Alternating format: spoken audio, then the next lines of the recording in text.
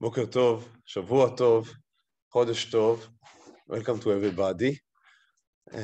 We are nearing the end of this series. As I said, we would Bezrat Hashem have this shiur and next week, which I hope you'd be able to next week. Yeah, next week, which I hope you'd be able to attend. It's close to Pesach, it's a week before, so I hope that it's not too daring to have a shiur on the Sunday morning before Pesach. This week we will discuss Bezrat Hashem Rabbi Yosef Karo, and next week we would speak Bezrat Hashem about the Rema, Rabbi Moshe Israelish. And I would like also to dedicate this specific shiur Ilui Neshama of my own grandmother, Rachel Bat Avraham, who passed away exactly 14 years ago on Bet Nisan. And I would only say 1 minute about her. She was a very special woman. As Rabbi Yosef Karo, the hero of our shiur, she was born and lived through very troubled times for Am Yisrael.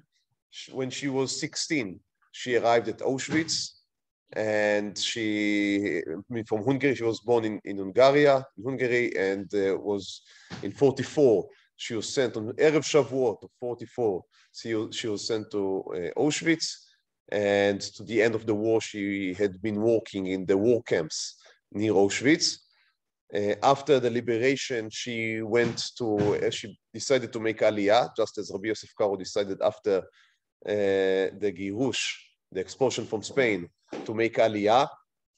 And she came to Eretz Israel to, again, not very easy times here. Chas v'cheila, not to make any comparisons in what was going in Europe in 44 to what was in Eretz Israel in 48, but these were not easy times. These were not easy times.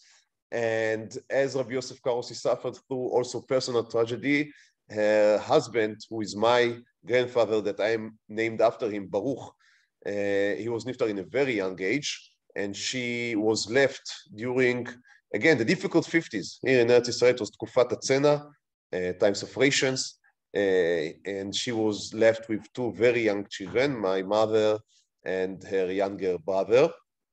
And she knew, as Rabbi Yosef Karo knew, that in life and in Yahadut, the key to everything is education. And although she herself, she was not able, she only had 6 years of elementary school. That was girls had in the time that she was being raised. She knew that both my mother and my uncle needs to be educated in the best way that is possible here in Israel back then. And she worked for many hours. She was, I don't know, how do you say toferet? A seamstress, a very difficult, very hard labor work for many hours a day in order to be able to send her children to the best schools. And later she was able to help them through university. And Baruch Hashem, both of them had, by her efforts, and of course by Chasdei Shamayim, both of them were able to live very, comfortably and meaningful lives, and much of it was bizchuta, for her merit. She was niftar, as I said, 14 years ago, just a day before Pnina and I got married, which was very bitter when it happened back then. She really wanted to join our simcha, and we obviously very much wanted her to be part. And for my mother, it was being torn between sitting Shiva on her mother and her son being married. But looking now from some perspective of 14 years, then in a way it tied her into our life in a very special way.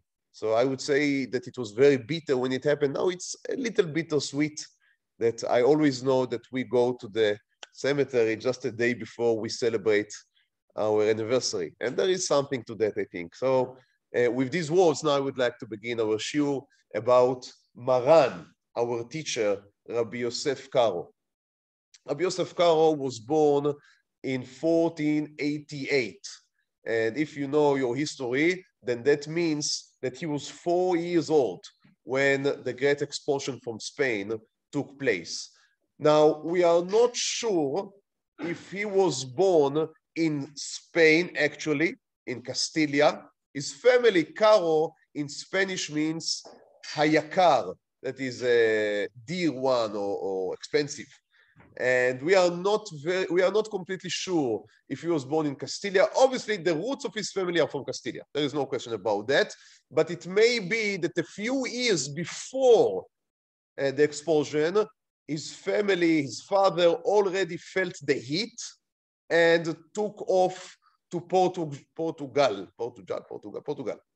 Took off to Portugal, which seemed like a wise decision, because in Portugal, they were more, saying that they were not pluralistic by any meter, but they were a little more flexible with having Jews living on their land back then. So in 1492, we know that his uncle, Rabbi Karo was the brother of Rabbi Ephraim Karo, who was the father of Rabbi Yosef Karo.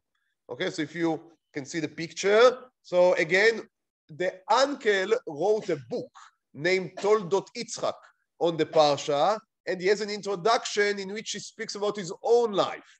Now later, the father of Rabbi Yosef Karo died in a young age, and this Rabbi Yitzchak would take his nephew, right? His nephew to his house, and he would teach him much of the Torah that Rabbi Yosef Karo knew. So we speak here about a very close relationship. We are not sure if when the uncle got away early from Spain, was the family of Rabbi Yosef Karo also with him heading to Portugal. So we are not sure about that. We do know that in 1492, the year of the expulsion, Rabbi Yosef Karo is going as a 4-year-old child with his parents, is leaving Spain, or maybe I don't know if he left Spain, but we found him in Portugal, in Lisbon. Now, as I said, it seemed as a very wise decision to get away to Lisbon, to Portugal. Why? Because it was still in the same area, people spoke the same language, so the uprooting was not as harsh as going to the Ottoman Empire or as going to other places to where the Jews were wandering, and you were able to live as a Jew.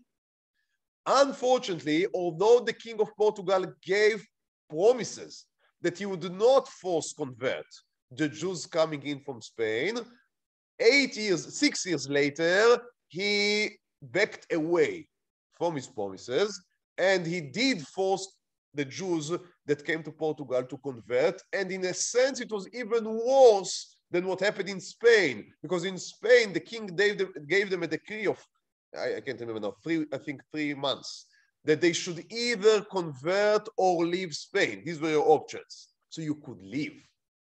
But in Portugal, the king just on the turn of the dime decided that you have only 2 options, either to convert or to die.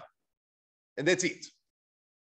So many people that took a very difficult step of going away from Spain and leaving most of their property behind in order not to be Christianized. So we're speaking about people that were willing to pay very high prices for their faith, suddenly were again put before the dilemma, and this time it was either death or Christianity, and many of them capitulated.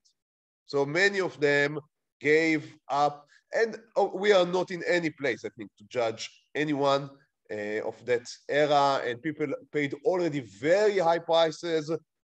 Of course, walking from one country to the other is not like taking a plane nowadays, even that we have to be masked nowadays. It still cannot be compared to wandering. Many, many Jews didn't even make it.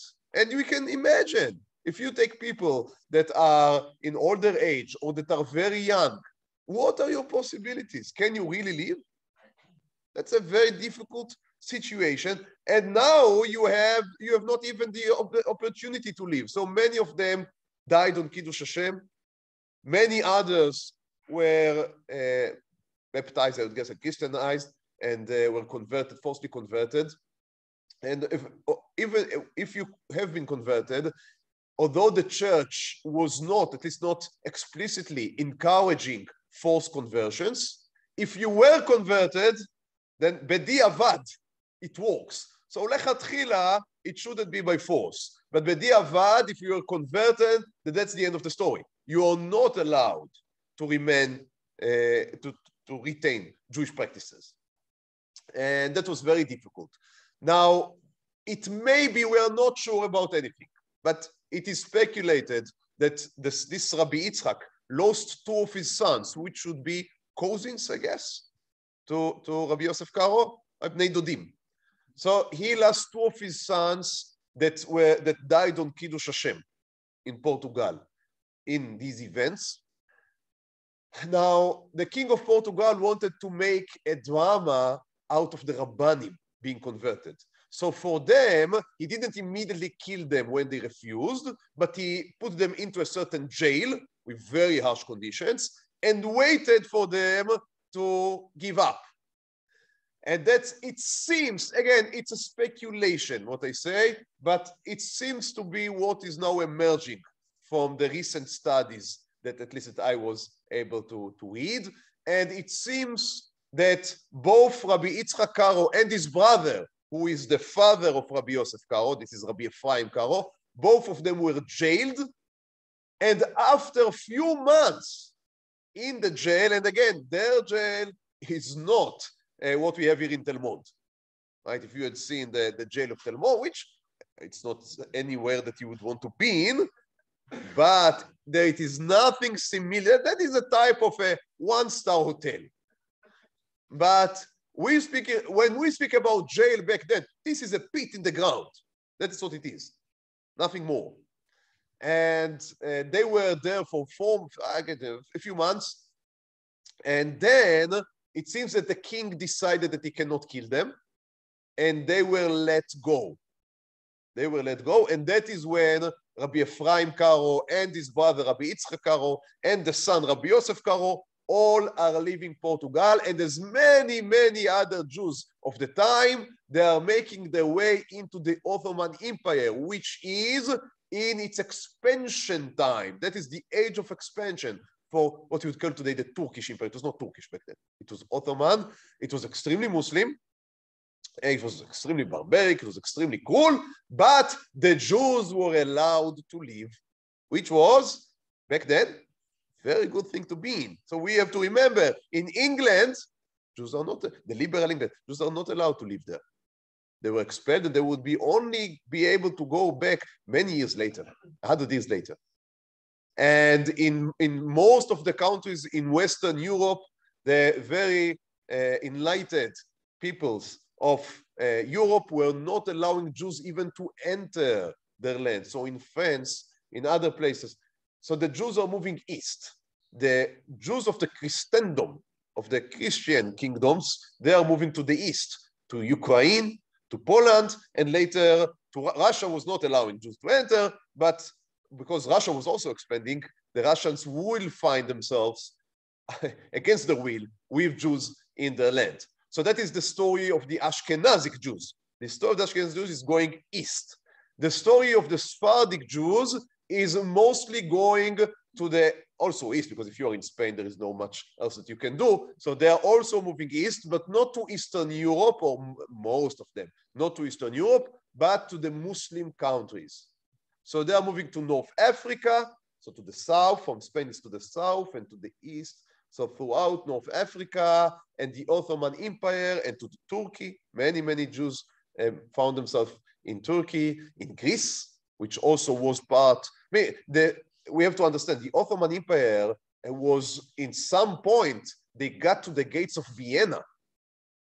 So a large swaths of Eastern Europe, what we call today the Balkan. What is the English name?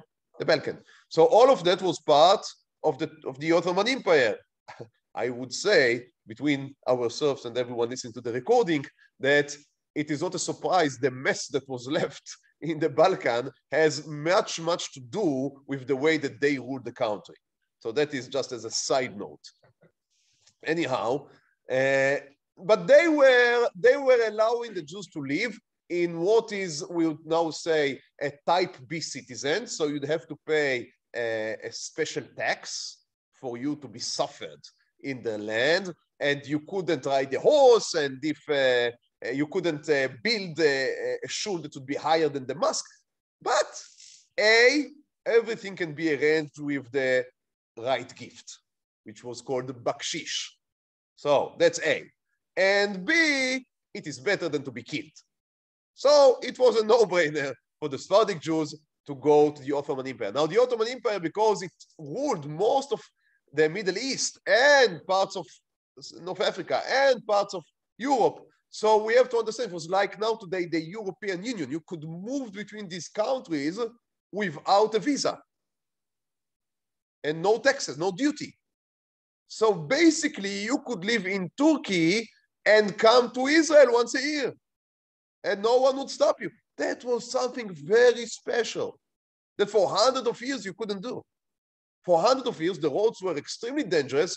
The Christians and the Muslims were fighting each other for control of the Holy Land, and Jews were not very much liked by any one of these sides. So there were hardly Jews in Israel, and the roads were very dangerous. But now, the Ottomans rule most of the place. They put in law and order, and you can go, you can travel. You can travel.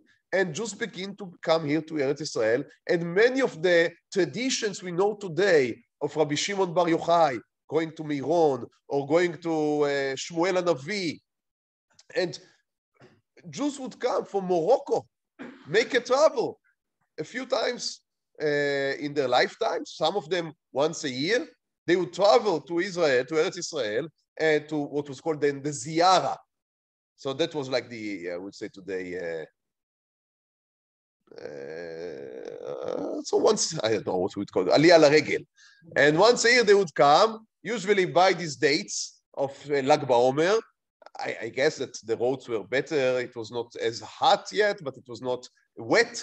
It was not muddy. So they would come and they would make a trip to Eretz Israel. And also Jewish communities in Eretz Israel begin to grow. So suddenly we have in Tzfat, and we have in Tiberia, and we have even in Yerushalayim. And these were places that hardly saw any Jews for 200 years, 300 years sometimes. And the Jews begin to return to their land. And if someone wants, it's always very difficult, that we have this expression, Aliyah Rishona. So Aliyah Rishona in Israeli historians is used in order to mark the first wave of Aliyah in 1880, basically. But that is completely, how would you say, shriruti. Arbitrary, yeah. Meaning, because who said that they are the first Aliyah? You can as easily claim that the students of the Gra in the beginning of this 19th century would be the first Aliyah, or that these Jews coming in the 16th century are the first Aliyah. So it depends on who do you count in order to know when is the first Aliyah. And in many, many ways, you can see these years as the founding years of what would later become the Jewish settlement, basically the Sephardic Jewish settlement in Eretz Israel, which would later, many, many hundreds of years later, which would go to be what we call today the modern state of Israel. So this is a very interesting, not easy to live through, but very interesting times to which Rabbi Yosef Karo is being thrown. Now we have to understand this history and this background in order to understand what Rabbi Yosef Karo is trying to achieve. Now he himself is wandering throughout the Ottoman Empire. He had suffered personal tragedies. As I mentioned earlier, his father died in very young age. He was very young. So he was taken into his uncle's home, that is Rabbi Yitzchak Arama, about whom we spoke. We have many answers going back and forth between Rabbi Yosef Karo and Rabbi Yitzchak Karo. So we know that even after Rabbi Yosef Karo left Rabbi Yitzchak's house, they were still in contact, and he was still advising, Rabbi Yitzchak was advising his younger his nephew about halacha matters. And it's very beautiful to see these letters and to see how slowly the equation is changing. As Rabbi Yosef Karo is growing up to be, is developing to be who we would call today Maran, Rabbi Yosef Karo the author of the Shulchan Aruch, Rabbi Yosef Karo is beginning to give answers to his uncle, to Rabbi Yitzchak Karo, who in his anava, in his humbleness, was allowing that to happen. So that is beautiful to see as this relationship is being changed. Now, Rabbi Yosef Karo found himself in a place called Adrianopol. That was the Jewish name of, it's called today, I think, Adrian. It's still in Turkey. And he's becoming one of the members of the rabbinic court there. There is a beautiful tshuva. Rabbi Yosef Karo has a shoot, a responsa, named Avkat Rochel. And I quoted here, it's a very long quotation. We wouldn't read it inside.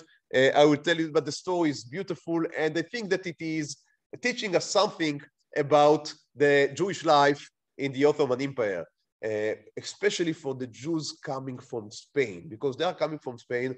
And we have to understand Spanish Jewry, at least in their own eyes, saw themselves as the jewel in,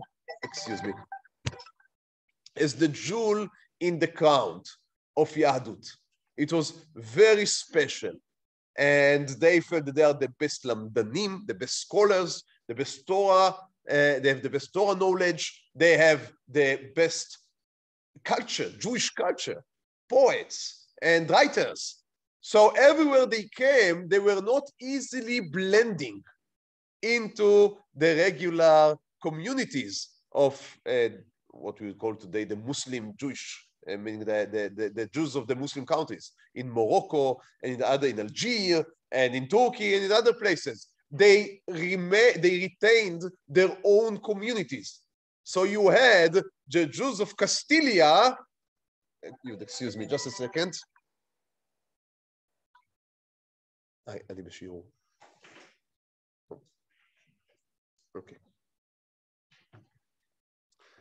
Excuse me. Yeah, so you had these communities of the Jews of Castilla. Now, they were not in Castilla anymore. They were in as I say, in Adrianopol. But they remained as it, like you would have today, the Jews of Krakow.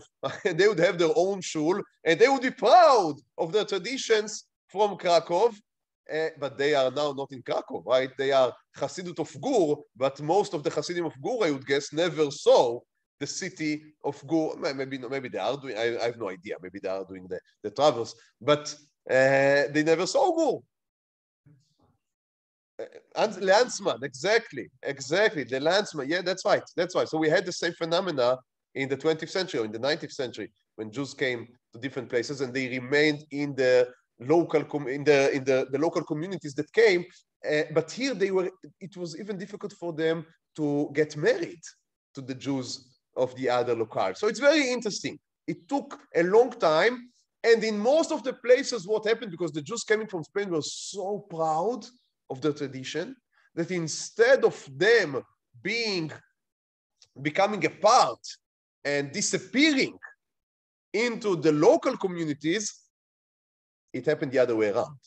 The local communities had let the Spanish Jews take control of the community, because they did had the best Rabbanim and the best knowledge and the best culture. And that is why to this day, you speak about Jews from Morocco and you say they are Sfaradim.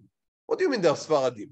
They didn't see Sfarad for 400 years. Why do you call them Sfaradim? And many of them never saw Sfarad. Even their fathers never saw Sfarad.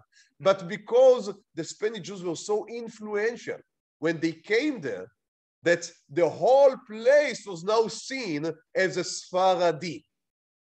And that is a very interesting phenomena. And in some places they were trying to fight that, and that is why you would see the Mizrahi and Sfaradi. Now, Mizrahi, you have to understand, many times in our, I'm sorry that I would now generalize, but in our Ashkenazi heads, right, as I look here, all right? So we think that Mizrahi and Sfaradi are the same thing, but you have to understand, Mizrahi is east and Sfaradi is west, is as far from one another as east and west, literally.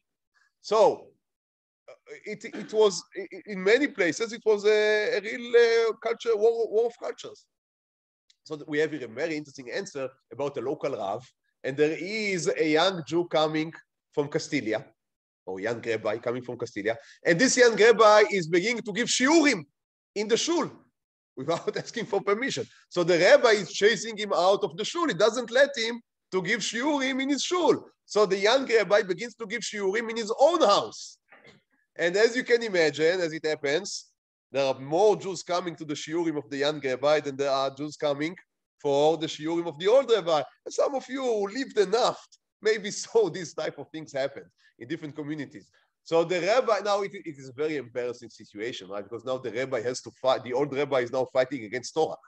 What can he do? That is, he makes his living out of it. So he finds himself in this situation and he is fighting against this young rabbi. And he is able, by the force of the community, to force the young rabbi into taking an oath that he will not teach for the next year. So the young rabbi took an oath that he would not teach and would not rabbinize himself for the next year. And then a few weeks later, the old rabbi dies. Now the young rabbi sees the opportunity lying, right? Many members of the community like him. And the old rabbi had died. So instead of bringing someone from the outside, he's here for the taking. There is only one problem. He took an oath that he would not teach Torah for a year now. So he wanted to break the Shvuah, for the Rabbanim to be matirim the Shvuah. Now, obviously, he wanted just to give a psak on himself that he's allowed, but in the community, there were people that were, as you can imagine, that there were people that opposed him, and it became a big Chilul Hashem, and in the end, it reached some of the Rabbanim, the bigger Rabbanim, right, of the land. The question came to them, and one of these Rabbanim that received the question was the very young, the 20-something Rabbi Yosef Karo. And it's interesting that he was in somewhat of a minority opinion. Rabbi Yosef Karo believed that this rabbi should not break his shvuah.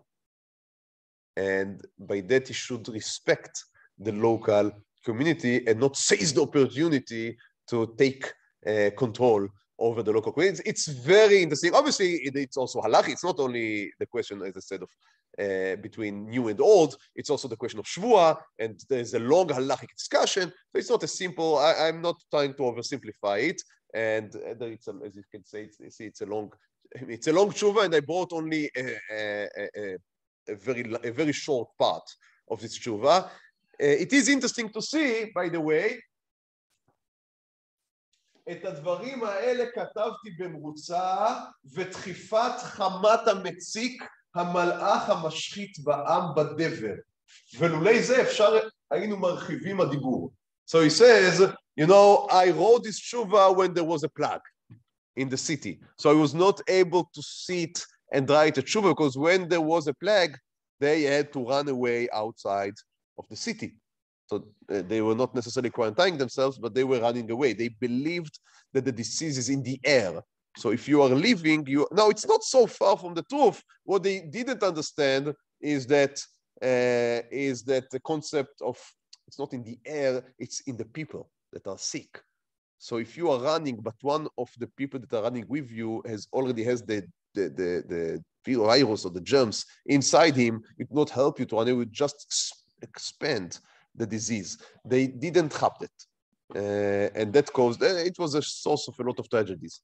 But that was the situation. So he says, I cannot write, I cannot expand my writing even more because we are in this time of plague, and that was what he writes. And he ends by saying, if you can see the last words, maybe I should enlarge that a little.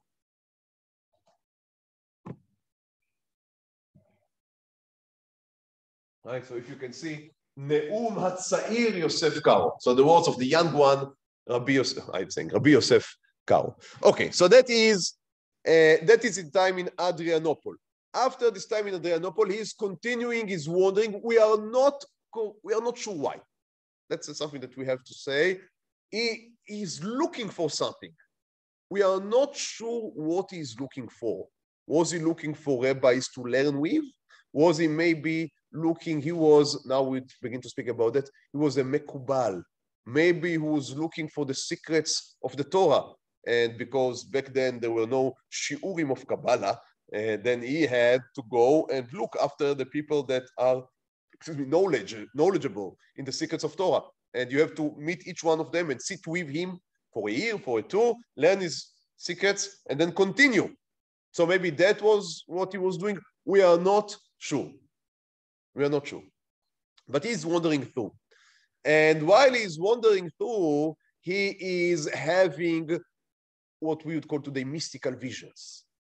So as I said, Rabbi Yosef Karo was not only one of the greatest halachis to ever being born to the Jewish people, but he was also a great mysticist. And meaning to say in our Jewish tradition, that means a Kabbalist. Now, Rabbi Yosef Karo, Kabbalah didn't, in our days, it is not taking much place because in his generation lived another very important and special Jew who was a little younger, somewhat younger than he was, and that was Rabbi Yitzchak Luria, the Ari HaKadosh. And the Ari HaKadosh, the Kabbalah of the Ari HaKadosh took hold so much that it more or less completely swept away everything that came before. So nowadays, people do not necessarily directly learn the Kabbalah of Rabbi Yosef Karo, but we do have some of his mystical visions. He wrote a book that is like a mystical diary, very interesting, very personal, and very surprising, I guess, for for our Lithuanian friends. Very surprising that such a great halachist would be also so deep steeped into Kabbalah and into mysticism and into visions. So the way for him to receive visions was by learning Mishnah. It's very interesting. He would learn Mishnah. He would learn Mishnah by heart, and he would say it out loud again and again and again and for hours. And then he would get a revelation by what he called the neshama of the Mishnah, the soul of the Mishnah. And he wrote down these revelations in a sefer called, as I said, his personal diary called Megid Meisharim, a Magid, because that was this neshama that was revealed to him and was speaking, telling, Magid, telling to him. I quoted here one quote, a very interesting one here in Source Daled, and that is because it is almost the days that we are here. So it's Or Yom Shabbat Hei Nisan. So it's 5 of Nisan. We are now in 2nd of Nisan. It's from 5 of Nisan. Haya chupat biti tevorach min hashamayim. So it was a happy day for him. It was the day of the marriage of his daughter. So it is the morning later. And nitakavnu arbe betchilat halayla kaminag. So we celebrated till late, as the custom is, he says, in the wedding. ומפני כך ישנתי עד שעה אחת מהיום. So he said, I didn't wake up to Vatikin, as I always wake up. I woke up 1 hour late. So instead of waking up, let's say nowadays it would be 6 in the morning, he woke up into 7 in the morning. No, the day after the marriage of his daughter, not so bad, I would say. Not so bad to wake up in 7 in the morning. But הייתי מצטער. I was extremely sorry. על שלא נתעוררתי בעוד לילה לבוא אליי הדיבור כמנהג. Usually I would wake up before sunset and I would begin to learn Mishnayot, and the neshama of the Mishnayot would reveal itself to me, and I missed it because I slept in. Now, when I sleep in, I'm sorry that I missed, I don't know. But when he's sleeping in, he's sorry that not that he missed his breakfast, but that he missed a revelation of the neshama of the Mishnah. It's mind-boggling. That's the truth of it. It's very difficult for us sitting here even to comprehend what he's writing. And he says, התחלתי לגרוס משניות. So I began to learn Mishnayot.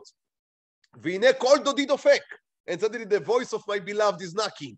ואומר, השם ממך, אל תירא ואל תחת, פן אנטשך ועזובך. Do not be worried. I would not leave you or not abandon you. אף על פי שהיה מן הדין לנושך ולעזבך. So it is, meaning this neshama of the Mishnah, it's not soft with him. It says, don't worry, I would not abandon you, but know that I should have. Because you had abandoned me, and you didn't wake up. שהפרדת לבך הרבה מתורתי. אני לא אהיה second. So it was a proper, so it may be the neshama of the Mishnah comes from Poland. It was proper for me because you left me, so it was proper for me to leave you, but I will not do it to you what you did to me. So, אני לא אסכן, ומיני הטוב לא אמנע מפיך, כי לא אעזך ולא ארפך ולא אניחך, עד אשר אם עשיתי את אשר דיברתי לך ממש, ולצורכך כן אעשה, כי אזכך לעלות לארץ ישראל. That is amazing. He is sitting there in one of the cities of the Ottoman Empire, and he's being told by the neshama of the Mishnah that he would be helped to go and make Aliyah. So we have to understand that is part of the makeup of the soul of Rabbi Yosef Karo. That his journey beginning in Spain or in Portugal is going to end up in Eretz Israel. That is many years before he made the Aliyah.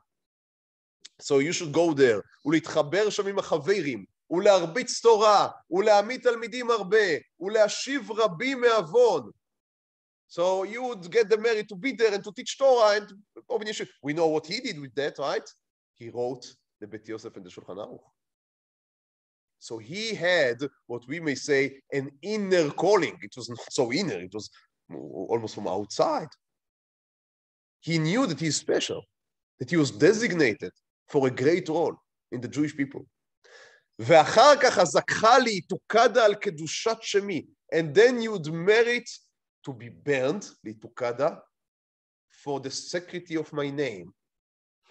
So again, that is, I guess, part of the legacy of the era. Right? If he had family members, as I said, that were martyrs, that died on Kiddush Hashem, and they saw that as the highest rank that a Jew can aspire for. So it's part, I guess, of the way that the neshama of the Mishnah is encouraging him. You would go there and you would have students and you'd end by dying on Kiddush Hashem. Now we know that it didn't happen exactly as it's written here. Rabbi Yosef Karo died in very old age, b'seiva tova. But I would say that his death, his life, were a life of Kiddush Hashem, that you can say that his neshama was burning in Kiddush Hashem. I think that can be said. לכן התחזק בתורתי ויראתי ועבודתי, ואל תפריד מחשבותיך אפילו רגע ממשניותיי. So Mishnah says, you should learn Mishnah. Do not stop learning even for a second. כי אני הוא המשנה המדברת בפיך. So you are speaking, but what is really speaking is the Mishnah. So that's amazing. The whole Sefer is full of that, and it's Sefer by the Parshat HaShavua, because the Mishnah, when it reveals himself to him, also give him a vote on the Parsha. Now it's a Kabbalic vote. It's not something that someone like me can either learn or obviously not explain, but it's amazing. It's just amazing to see it. Maybe some of you are familiar with the revelation of the night of Shavuot, when Rabbi Yosef Karo sits with Rabbi Shlomo Alevi El-Kabatz, the writer of the Lechadoidi. And they both sit in Kushta, that is Istanbul. And they learn in Leil Shavuot, and like the Mekubalim, they learn for the whole night. And suddenly Rabbi Yosef Karo has a revelation, but this time not only for himself, but all the group of the Mekubalim sitting there and learn, they all hear the revelation. So that's, again, that's something... It's hard to believe that it happened only 4 or 5. It sounds like something that happened to Avraham Avinu. So what can I say? I can just say what is written down, and people that are extremely reliable are writing it down, and they said that they saw it firsthand. So I can just quote. And most of the minhag of Leil Shavuot begins there, because the Mishnah reveals itself there, explained to the friends, to the Chaveirim, to the Mekubalim, what they should do in Leil Shavuot. So again, it's amazing to think about it. But obviously, Rabbi Yosef Karo is best known not for his Kabbalic works, but for his halachic works. And these are many, but 2 of them are the most important, and they are the Beit Yosef and the Shulchan Aruch. What is the Beit Yosef and what is the Shulchan Aruch? So Rabbi Yosef Karo sits in the Ottoman Empire, not yet, before he went to Eretz Israel. Still go back to Adrianople.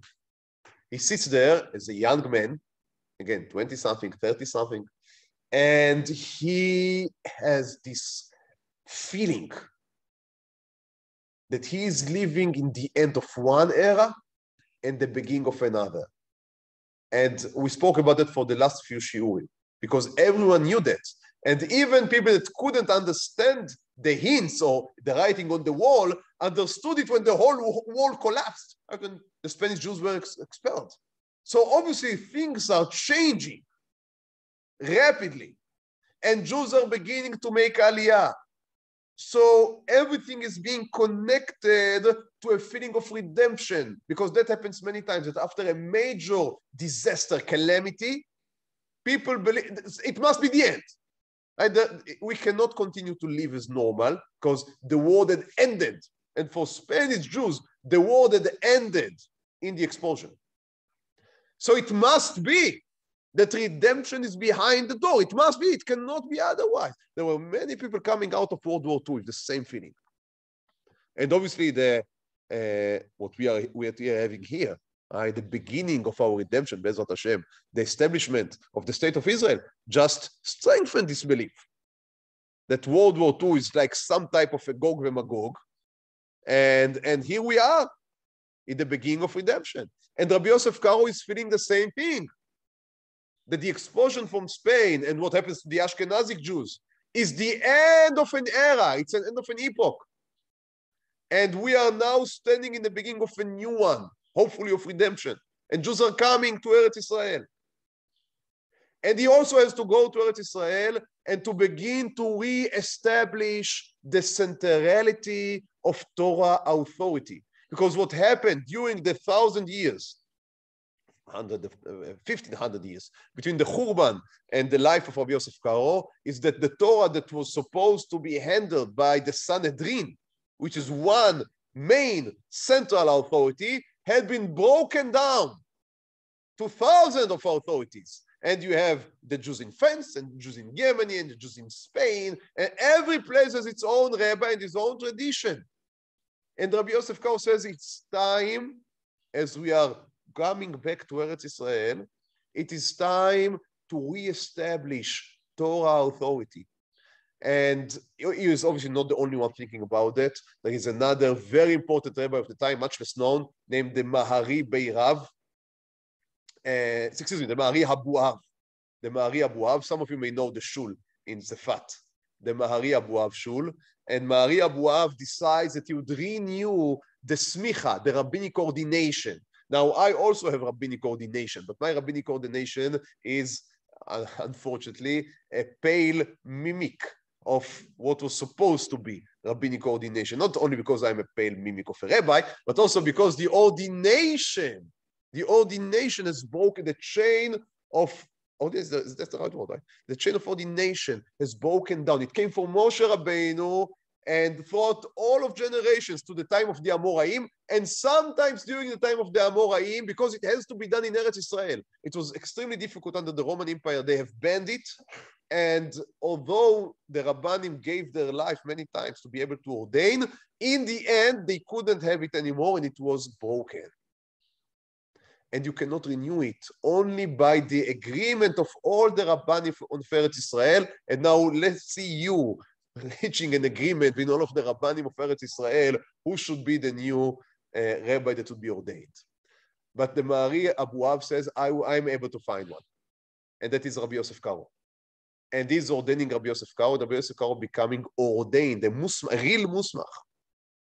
Now, that didn't work, because there was a certain rabbi in Yerushalayim that thought that he should be consulted, and it cannot be that the rabbis of Tzefat will do whatever they want. So he opposed it, and in the end, it didn't continue. So we do not have ordination now. But Rabbi Yosef Karo was ordained, and I would say, it's not only me saying that, I heard it from other Rabbanim as well, that his ordination, while not being accepted, was a sign from heaven that he should write this central halachic work of the Beit Yosef and the Shulchan Aruch. So Rabbi Yosef Karo says, I need now to debate Yosef in Egypt. What did he do? He gathered all the food to central place from where he was able to afterwards to give to the people. So Rabbi Yosef Karo says, I would now gather all of the opinions of all of the Rishonim that lived before me into one central place, and then we would be able to decide what the halacha should be for everyone. That was the grand dream. Now there is much to speak about. Who were the Rishonim that were chosen? How many of them were Spanish? How many of them were Ashkenazic? And you can already feel maybe the tension here, because when you count heads in order to make a decision, the question is always, who do you count? Right? It's one thing to say, oh, I'm a Democrat, so I'm going by the majority. Yes, but the majority of whom? And Rabbi Yosef Karo had the tendency to pick more of Sephardic Rabbanim and less of the Ashkenazic. Or maybe he has a sentence in which he says, you know, all of the Baalei Tosafot, they are from the same Bet Midrash, so I can choose one. But he didn't say the same thing about the Rif and the Rambam, who are completely from the same Bet Midrash, and he counted them as two. So you understand, and I don't think that anything was done, you know, in order to attend the upper hand. But as you can understand, the question of who do you count, the action of counting is easy. The real question is, who do you count?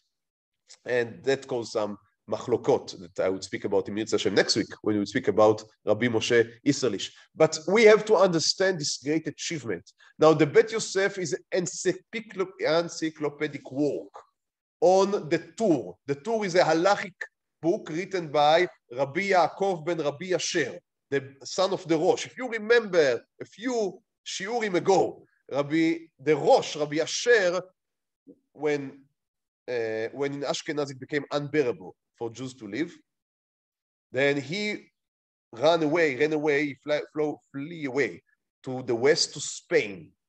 So he had this heikerut, this knowledge, firsthand, of both Ashkenazic halacha and Sephardic halacha. His son Rabbi Yaakov written the Arba'a Turim, the 4 columns. I mean, these are 4 volumes of halacha, which supposed to contain all of the halacha that is relevant to the Jews in the diaspora, not to those living in Eretz Israel, but to those Jews living in the diaspora.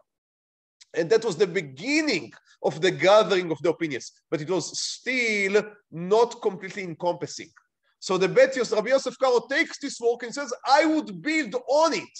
So he's taking this work, which was already widely accepted. So by attaching himself to something that is widely accepted, you are promising, or you're just giving yourself a very strong springboard to be also widely accepted. And he writes this Bet Yosef. After he wrote the Bet Yosef, the Arba Turim would never be printed again without this pay. It's not even a commentary, it's an expansion pack by Rabbi Yosef Karo on the Arba Turim. He also was a master of publishing.